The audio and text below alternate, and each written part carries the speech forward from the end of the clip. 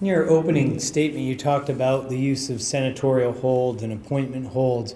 If you were senators trying to uphold the best traditions of loyal opposition, what do you think would be fair criteria for you to use in blocking the appointment of government appointees and judges? Well, if I was a senator looking at an appointment of a judge, or any appointee for that matter, I would look to, does this person's qualifications matter? Does his ideology come in line with the ideology that I believe is best for America? If I believe that his appointment will undermine our system of government and policies that I find to be beneficial to the American people, I would believe it advantageous to hold these appointees and not let them go into office, because a vacant office, to me as a hypothetical senator, would be better than somebody who's doing it wrong. I believe senatorial holds, which are kept secret from the rest of the Senate and the public in general, would not be something I would stand for as a senator if I were a senator. Simply because I would want other people, when they place holds, other senators, and myself, when I would place a hold on any appointment or anything, I would want to be able to voice my opinion as to why I'm placing that hold. If I were a senator, the way that I'd express my loyal opposition would be to reduce the polarization in the Senate today. In my opinion, I believe that the Republican Party isn't actually acting as loyal opposition due to how polarized it is. For example, in the healthcare bill, Senator Grassley stated, even if I agreed with absolutely every single thing in the bill, I would not vote for it unless the Republican Party told me it was okay to do so. Let's examine at a different level what might be the relationship among the concepts of limited government, checks and balances, and loyal opposition.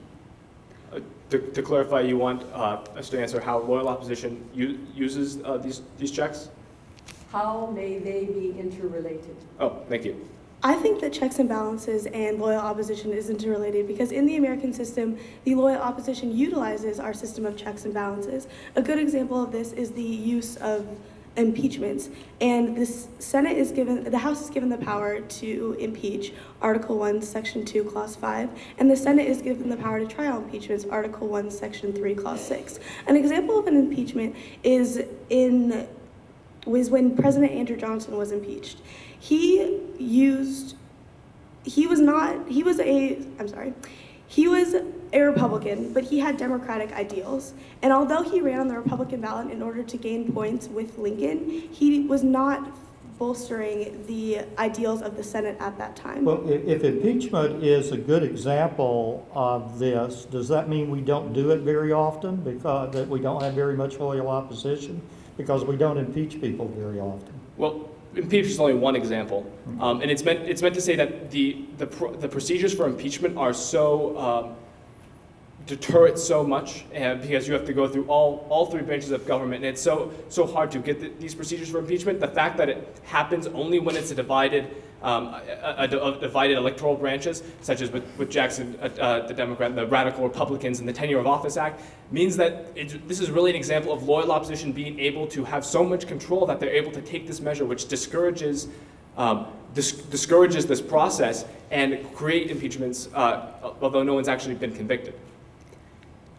I would agree with my colleagues in saying that there's a direct correlation between these checks and balances and loyal opposition. In Federalist 70, Alexander Hamilton, when discussing opposing ideologies in government, he states that they promote deliberation, circumspection, and serve to check excess in the majority.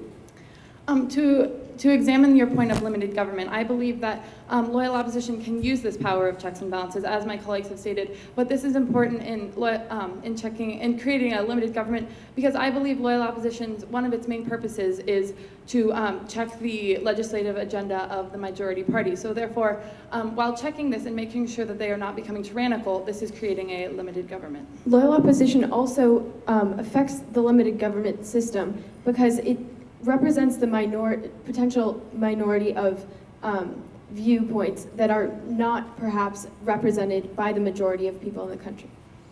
You referenced other groups, and we talked about the People and the Tea Party a little bit. The First Amendment protects the freedom of the press. What role do you think the press is supposed to play in the loyal opposition, if at all, or in relation to the loyal opposition?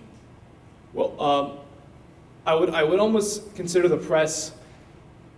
The press has some similar functions to the loyal opposition. That is examining, forcing the other parties to look at the majority's agenda under a microscope, especially in the British system where they don't have the filibuster. Their only checks are votes of no confidence.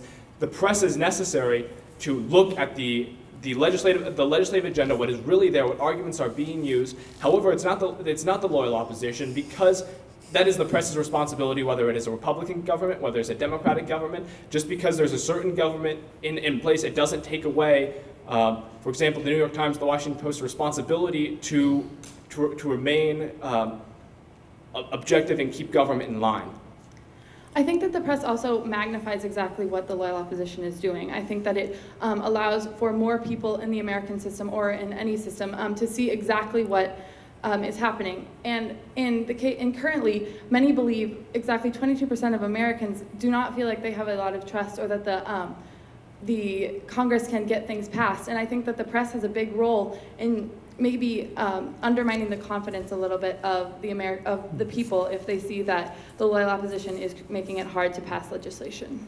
Although I would agree with my colleagues, I think that there's an opposing argument to be made that the loyal opposition and the press are not interrelated. There's so much media and so much technology in our time today that we really don't know what is credible and what is not credible. So therefore, how can the people of the United States really say that this source, say a certain website, is right, and this newspaper is wrong if they have different ideologies? Therefore, I believe the loyal opposition needs to stay true to the constitutional principles of our government, whereas sometimes the press does not.